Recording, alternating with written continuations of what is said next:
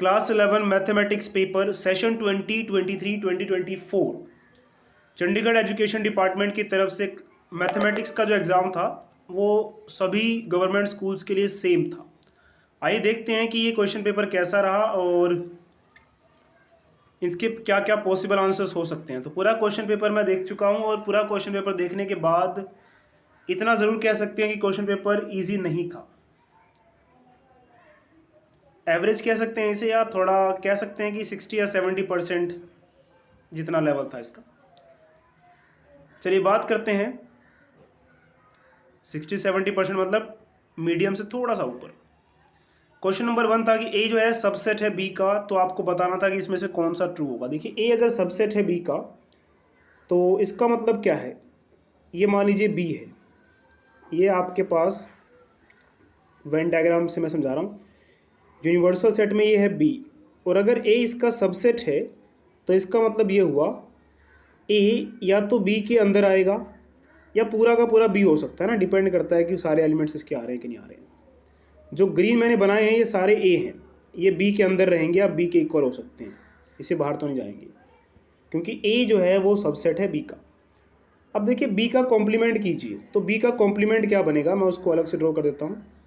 B का complement देखिए ये होगा, ये रेड वाला बी सबसेट था तो बी का कॉम्प्लीमेंट ये सारा बाहर वाला होगा।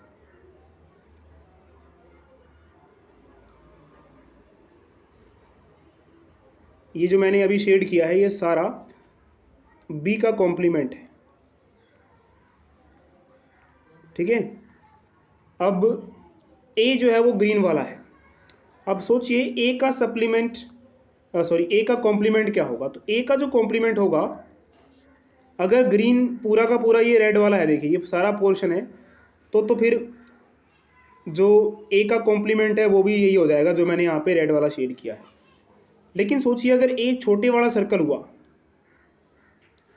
बी से छोटा वाला सर्कल, क्योंकि ए बी का सबसेट है यानी कि ए के एलिमेंट्स बी से लिए गए हैं, हो सकता है सारे लिए गए हों या हो सकता है सारे ना लिए गए हों। तो इतना श्योर है कि जो ए का कॉम्प्लीमेंट होगा वो जो बी का कॉम्प्लीमेंट आपको दिख रहा है वो तो होगा ही होगा, प्लस और क्या हो सकता है, यानी कि ए का कॉम्प्लीमेंट ये सारा तो होगा ही होगा। देखिए, और अगर सोचिए ए जो है हमारा वो छोटे वाला सर्कल हुआ तो फिर थोड़ा और भी होगा, यानी कि ए कॉम्प्लीमेंट इतना हो जाएगा ऐसा। तो साफ दिख रहा है कि बी कॉम्प्लीमेंट सबसेट हो जाएगा ए कॉम्प्लीमेंट का, क्योंकि तब बी के सारे एलिमेंट्स या बी कॉम्प्लीमेंट के सारे एलिमेंट्स ए कॉम्प्लीमेंट में आने लग जाएंगे। तो इसका आंसर हो जाएगा बी कॉम्प्लीमेंट सबसेट है ए कॉम्प्लीमेंट का। पहला क्वेश्चन मैंने देखा था कि फिजिक्स के एग्जाम में भी काफ़ी कंफ्यूजिंग था, और इसका भी थोड़ा कंफ्यूजिंग है। अगर आप थोड़ा सा ध्यान देंगे तो इसको भी कर सकते थे। बाकी सेकंड तो बिल्कुल इजी था, ए यूनियन बी बनाना था, तो 1 2 3 5 7 1 2 3 5 7 ऑप्शन डी। थर्ड क्वेश्चन था कि ए यू बी का कॉम्प्लीमेंट, तो ए यू बी का कॉम्प्लीमेंट फिर से वेन डायग्राम बना के देख लीजिए। ये ए यू बी का कॉम्प्लीमेंट ये रहा ए यू बी, तो ये ए यू बी है, इसका कॉम्प्लीमेंट क्या होगा सोच सकते हैं आप। तो इसका कॉम्प्लीमेंट होगा, चलिए इसको रेड से हम बना लेते हैं, तो ए यू बी का जो कॉम्प्लीमेंट होगा वो ये सारा होगा।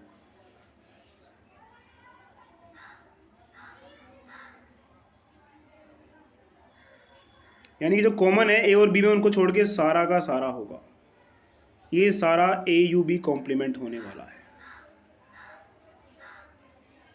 अब आपको निकालना था कि A intersection A U B का कॉम्प्लीमेंट, तो क्या मैच करेगा देखिए दोनों में।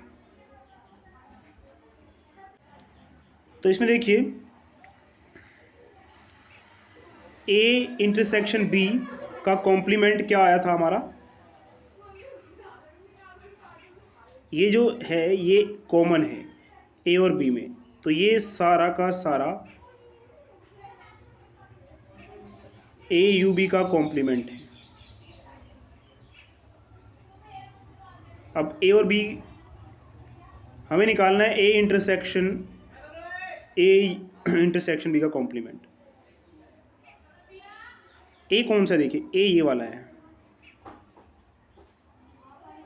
और बी ये वाला है जो दूसरा सर्कल है।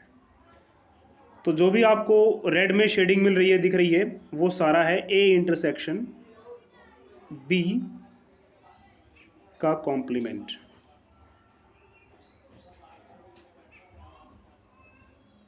अब सोचिए, यहां भी कर देते हैं,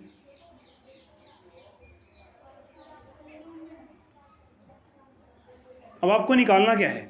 निकालना है ए इंटरसेक्शन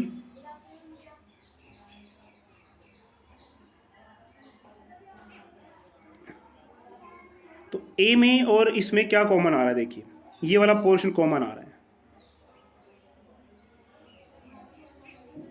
ये वाला।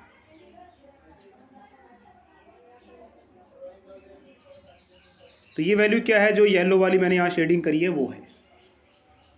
तो इसका आंसर देखिए येलो वाला है। अब येलो वाला जो है वो बी तो नहीं है, येलो वाला ए भी नहीं है, येलो वाला 5 भी नहीं है, तो बचा कौन सा ऑप्शन? सी। टाइम बचा सकते थे आप, या बी डैश सी और ए में आप जब कॉमन करेंगे तो देखिए आंसर वही आएगा, येलो वाला जो मैंने शेड किया है। साइन पाई की वैल्यू 0 होती है भाई, सी आंसर आएगा इसका। 7th टर्म ऑफ जीपी, ये तो क्वेश्चन आसान था। A7 का फॉर्मूला लगाइए, तो AR6, तो ए की वैल्यू कितनी यहाँ पे है? 5, आर कितना आ जाएगा? 2 की पावर 6, तो 5 into 2 into 2 into 2, 1 2 3 4 5 into 6, 5 to 10, 10 into 2 20 40 80 320, B आ रहा है आंसर। देखिए इसेंट्रिसिटी हाइपरबोला की क्या होती है? इसेंट्रिसिटी सी बाई ए होता है। हाइपरबोला का डायग्राम याद कीजिए, सी यहाँ होता है और ए ये होता है और सी आगे जाके होता है, तो सी बड़ा होता है और ए छोटा होता है, तो सी बाई ए करेंगे तो 1 से बड़ा आएगा आंसर। किस ऑक्टेंट में लाई करेगा? सेकंड ऑक्टेंट में लाई करेगा। इसके बाद इसमें देखिए क्वेश्चन आसान था, यहाँ पे 1 2, लेटेस्ट रेक्टम 4a होता है, तो 4a की वैल्यू कैसे आएगी? y की वैल्यू पुट कर दीजिए 2, 4a, x की वैल्यू पुट कर देंगे यहाँ पे 1, तो ये आ जाएगा 4 इज इक्वल टू 4a। तो 4a की वैल्यू कितनी आ रही है? 4 आ रही है, और 4a length of latus rectum होता है। आंसर हो गया ए। क्वेश्चन नंबर 9 में आपको यहाँ पे सेंटर निकालना है। अब सेंटर कैसे निकलेगा? देखिए x माइनस 8x को यूज़ करेंगे तो x माइनस 4 का होल स्क्वायर बनेगा। देखिए तो x माइनस 4 का होल स्क्वायर, और साथ में देखिए तो x माइनस 4 का होल स्क्वायर बना एक तो, और y की बात करें तो y स्क्वायर ये 10 है तो 5 आएगा। देखिए y प्लस 5 का होल स्क्वायर बनेगा, तो इसका सेंटर आ गया 4 minus 5, 4 minus 5, 4 minus 5, option A correct लग रहा है इसका answer. Find the coordinates of the foci of hyperbola, तो इसको पहले 144 से डिवाइड कीजिए, तो एक्स स्क्वायर हो जाएगा हमारे पास 9 इंटू 144, 16, सबको वाइस 144 से डिवाइड कर रहा हूँ मैं,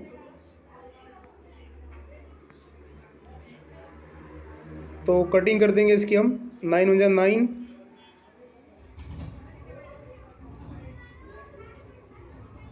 मतलब कुल मिला के ये बन रहा है। देखिए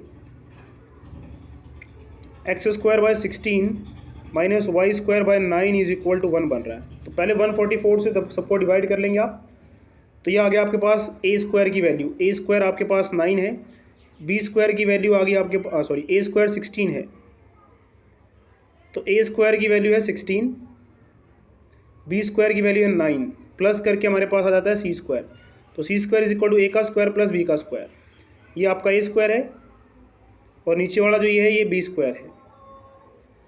तो यहाँ से 16 प्लस 9 25, सी स्क्वायर की वैल्यू आ गई 25, और सी की वैल्यू आ गई 5 5 5 5, और ये रहा प्लस माइनस 5,0। एक्स एक्सिस वाला हाइपरबोला है ना ये। Number of persons can occupy 3 seats, 60 आ जाएगा इसका आंसर। 3 सीटें हैं, पहली सीट को 5 तरीके से भर सकते हैं, फिर 4, फिर 3, क्योंकि 3 सीटें हैं तो पहली सीट पे 5 में से कोई बैठ सकता है। एक बैठ गया, अब एक बैठ गया तो अगली जो 2 सीटें बची हैं उसमें से एक सीट को भरने के चांसेस 3, क्योंकि अब एक तो बैठ चुका है तो 4 बचे हैं, तो अगली सीट पर 4 तरीके से बैठा जा सकता है और उससे अगली पे 3 तरीके से, तो 5 × 4 × 3 60 आ जाएगा। 12th वाले में क्या करना था आपको, देखिए x की पावर n - 1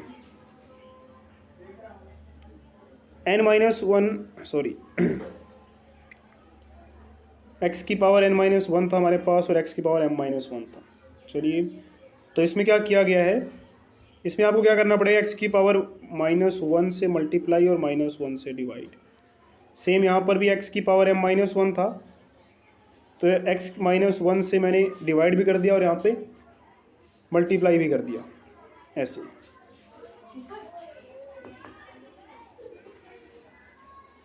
तो ये इससे कैंसिल हो जाएगा देखिए, और इस पे फॉर्मूला लग जाएगा, इस पे भी और इस पे भी।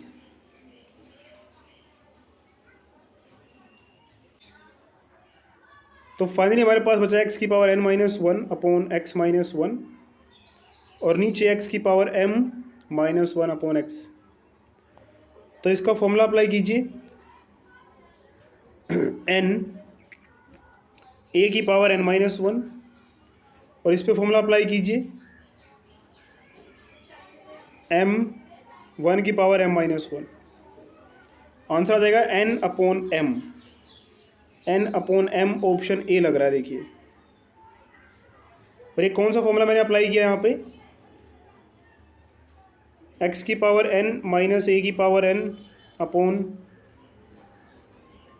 x माइनस a इक्वल होता है n a की पावर n - 1। क्वेश्चन नंबर 13 देखिए, इसमें dy/dx निकालना था, तो आपके पास y = x की पावर 12 हो गया। तो इसका dy/dx कैसे होगा, डिफ्रेंशिएट जब करेंगे आप इसको तो जो पावर है वो आगे आती है और एक पावर कम आती है। तो 12 11 x की पावर 11, 12 x की पावर 11, सी आंसर है इसका।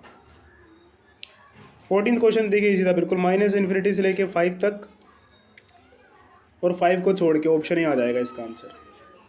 A card is drawn from a well shuffled deck of 52 cards. Find the probability that card drawn is king of heart. तो 1/52 king of heart एक ही होता है। Number of ways in which 3 prizes can be distributed to 4 children so that no child gets all the 3 prizes. इसका answer देखिए 60 आ जाएगा।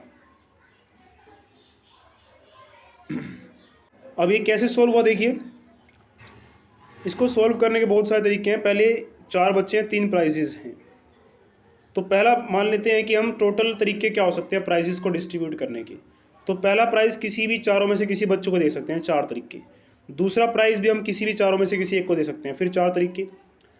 तीसरा price भी हम किसी भी बच्चे को किसी भी तरीके से दे सकते हैं। तो 64 तरीके हो गए देखिए प्राइजेस को डिस्ट्रीब्यूट करने के। अब सारे के सारे प्राइजेस एक ही बच्चे को जाए वो निकाल लेते हैं। अब वो कैसे निकलेगा कि सारे के सारे प्राइजेस देने के चांसेस क्या हैं एक ही बच्चे को, तो ऐसे मान लेते हैं देखिए,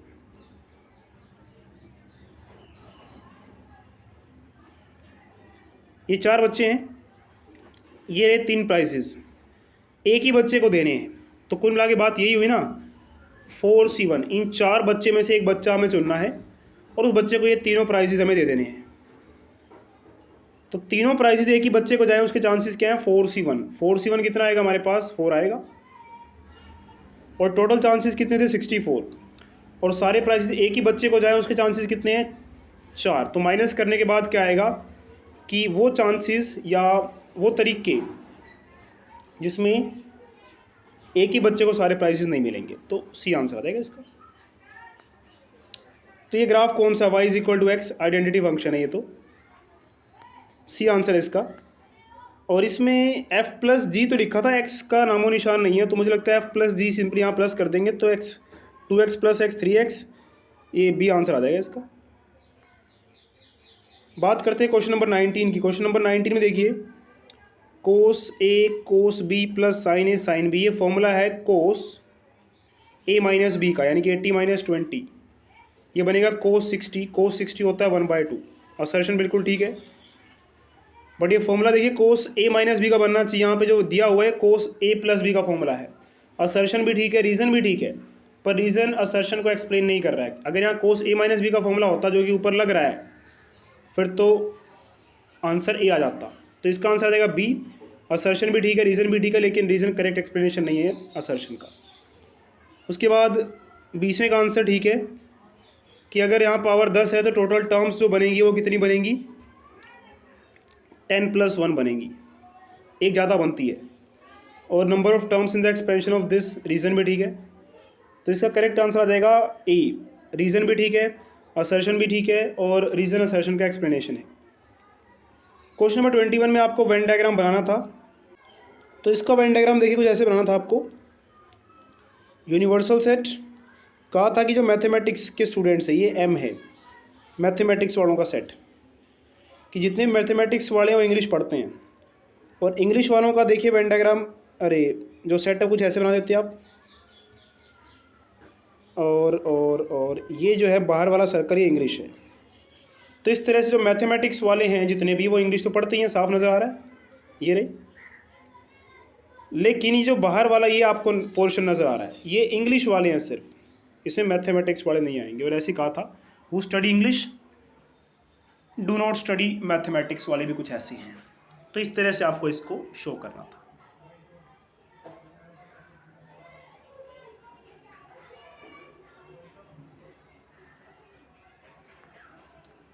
उसके बाद ए दिया था, बी दिया था, सी दिया था, B you see.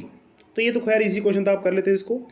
B you see कर लेना था, यानी कि बी यू सी बनता क्या बनता, बी यू सी 2 3 4 5, 2 3 4 5। उसके बाद ए से इसको क्रॉस कर देना था। तो ए से क्रॉस करेंगे आप तो क्या पॉसिबिलिटी है, 1 2 1 3 1 4 1 5 2 2 2 3 2 4 2 5 एंड बस सोन, तो कुछ नहीं। Question number 23, I60 I61 I62 I63। ये क्वेश्चन इजी था। देखिए इसमें आयोटा स्क्वायर की पावर, तो ये बन जाएगा देखिए आयोटा स्क्वायर -1। तो ये आपके लिए क्वेश्चन है, आप खुद सॉल्व कर लीजिएगा। अगर आपको आंसर नहीं आ रहा है इसका तो कमेंट कीजिएगा, मैं इसका आंसर आपको मैसेज कर दूंगा कमेंट में। 24th, 3 पॉइंट्स कोलिनियर है, के की वैल्यू निकालनी थी। तो अगर पॉइंट्स कोलिनियर तो इनका स्लोप इक्वल होगा। देखिए तो आप स्लोप निकाल लीजिए, पहले इन दोनों पॉइंट्स का स्लोप निकाल लीजिए, पहले दो का। तो ये आता -4 -1 अपॉन में k -8।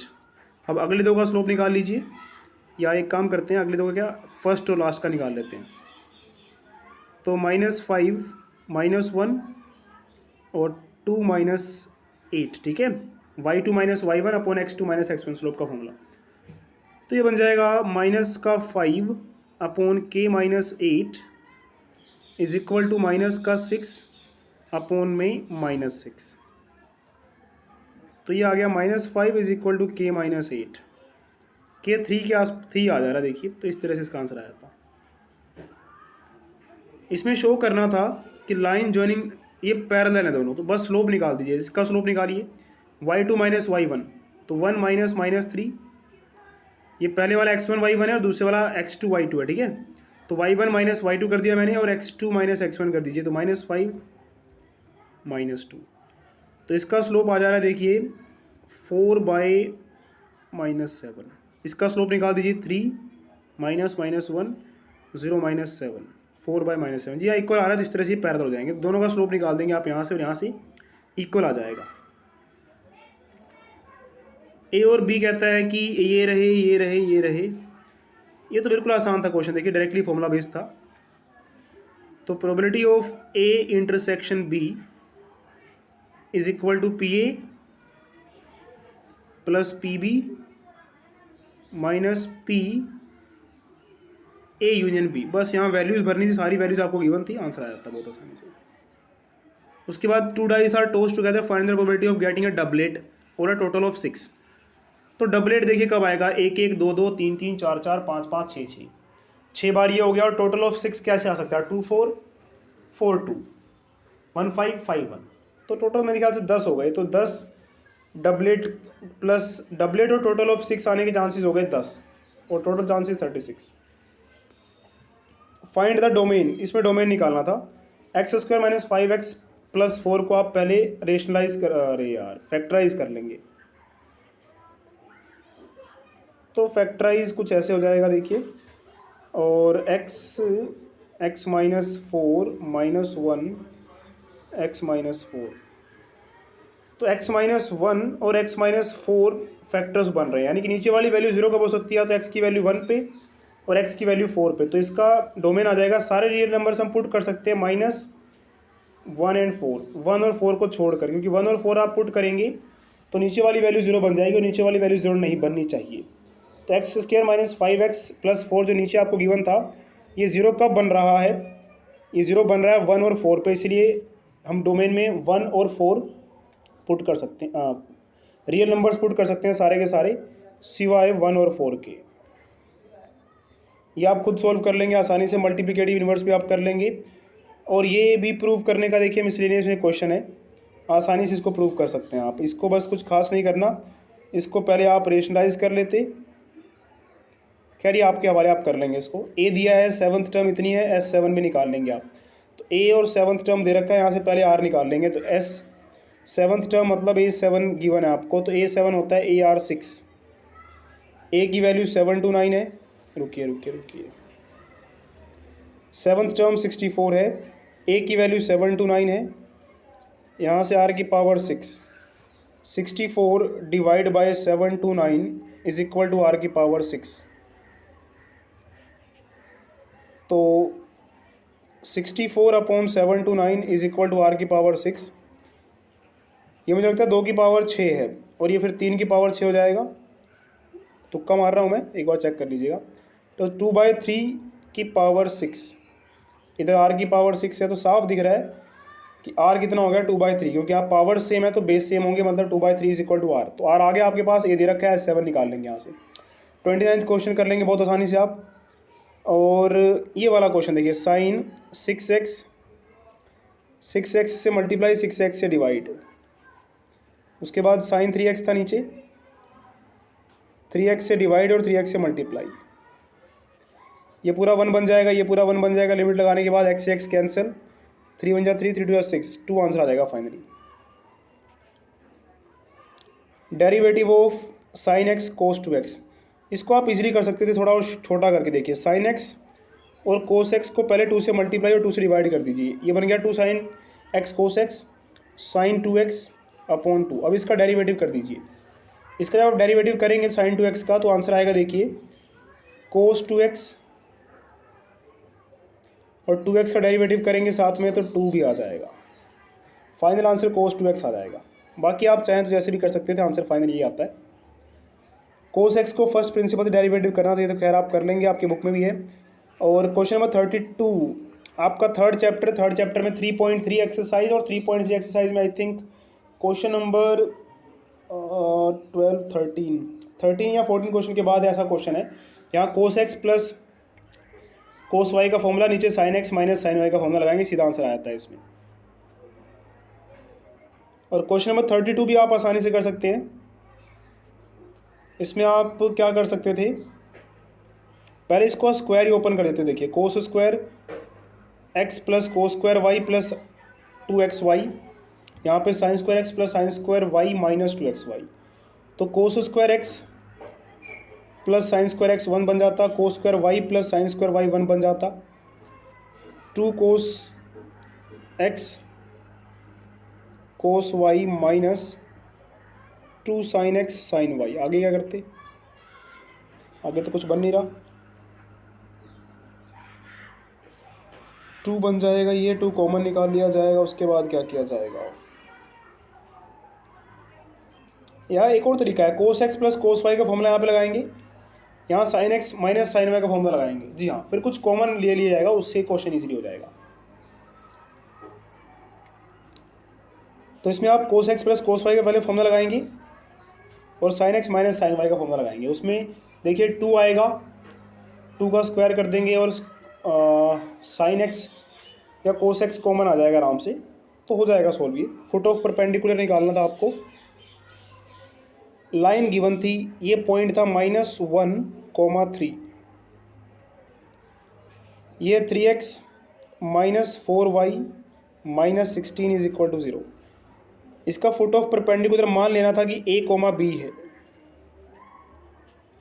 तो a, b इस लाइन में लाई करेगा देखिए, तो इसलिए हम क्या कर सकते हैं इसके लिए,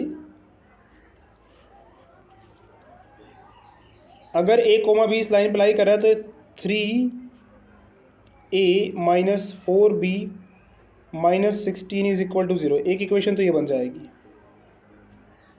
दूसरा ये कि परपेंडिकुलर है तो आप -1 और 3 a और b से स्लोप निकाल लेंगे, तो स्लोप आएगा b -3 अपॉन a -1 यानी कि ये, और ये स्लोप किसके इक्वल होगा देखिए, इसका स्लोप कैसे निकालेंगे इस लाइन का, इस लाइन का स्लोप आ जाएगा देखिए y इज इक्वल टू, जब इसको y आप निकालेंगे देखिए y इज इक्वल टू आ जाएगा -3x बाई -4 प्लस 16/4, तो ये माइनस से माइनस कैंसिल, तो y के सामने करने के बाद x का जो भी यहाँ पे कोफिशिएंट 3/4 है वही स्लोप होता है लाइन का, तो स्लोप हो गया लाइन का 3/4, तो इसके परपेंडिकुलर का स्लोप क्या होगा -4/3। ठीक है, तो मैंने -1 और a और b को यूज़ करके स्लोप निकाल लिया और लाइन से स्लोप निकाल के इसके परपेंडिकुलर का स्लोप निकाला -4/3। एक इक्वेशन यहाँ से बनेगी जो मैंने सर्कल किया, और एक ये जो सर्कल में आपको ये ब्लैक में नज़र आ रही है, दो इक्वेशन बन गई। एलिमिनेशन मेथड से सॉल्व करके a और b की वैल्यू निकालते, वही पॉइंट्स हो जाते फुट ऑफ परपेंडिकुलर के। क्वेश्चन 34 इजी था, 3 अनइक्वल एजेस थे, तो आप कह सकते हो जीपी में है, तो बस कुछ खास नहीं करना था। तो जीपी में है तो आप मान लेते हैं कि हमारा एक फर्स्ट टर्म जो है ना, पेन नहीं चल रहा है मेरा, कलर ही गलत सेट कर लिया। फर्स्ट टर्म मान लीजिए ए आर है, सेकंड टर्म ए और थर्ड ए आर। ऐसा मैंने क्यों माना, क्योंकि यहाँ पे देखिए वॉल्यूम दिया हुआ, वॉल्यूम होता है इन तीनों को मल्टीप्लाई करके इज इक्वल टू 216। इससे क्या होता है ना, जब भी मल्टीप्लाई वाला होता है तो आर से आर कैंसिल हो जाता है, देखिए इस तरह से। वैसे आप चाहें तो first term A, second term A R, third term A R square मान सकते हैं, कोई दिक्कत नहीं है, आंसर तभी आया था। उसके बाद क्यूब रूट कर देंगे दोनों तरफ, तो क्यूब रूट करने के बाद आंसर आ जाएगा 6, ए की वैल्यू आ गई 6। टोटल सरफेस एरिया इनका दे रखा है, टोटल सरफेस एरिया का फॉर्मूला वही 2LBBH और HL इज इक्वल टू कितना 252। ये पहले वाला L है, दूसरे वाला ये वाला L है, ये B है और ये H है। तो यहाँ बस वैल्यू पुट करनी थी फॉर्मूले में आपको। A की वैल्यू खैर आपके पास आ गई थी, तो इसको सॉल्व करके यहाँ से आपके पास आ रहा था। फिर वहाँ से आप लॉन्गेस्ट साइड यानी कि AR की वैल्यू निकाल लेते। 35 क्वेश्चन में डायरेक्ट क्वेश्चन था कि मीन, वेरिएंस, स्टैंडर्ड डेविएशन सब निकालना था। क्वेश्चन नंबर 36 की बात करते हैं। 36 में स्टूडेंट्स हैं, उनकी एज दे रखी है, तो सबकी एज 12 है, तो पहला सेट बनेगा एज वाला, ये हो गया 12 इसमें। उसके बाद इनकी हाइट वाला, तो बी सेट 127, 130, 150, 145, 147, ये सारा। उसके बाद कार्टेशियन प्रोडक्ट आप कर देते तो 12 इंटू यह आता है, 12 into 120, 12 127, 12 130, 12 150, 12 145, 12 147, total number of relations निकालने थे। उसके बाद तो इसमें आप कर देते टोटल नंबर ऑफ रिलेशंस के लिए 2 की पावर 1 इंटू 1 2 3 1 2 3 4 5, तो total number of relations 2 into 1 की पावर 5, 2 की पावर 5 आया था। उसके बाद देखिए नेक्स्ट क्वेश्चन था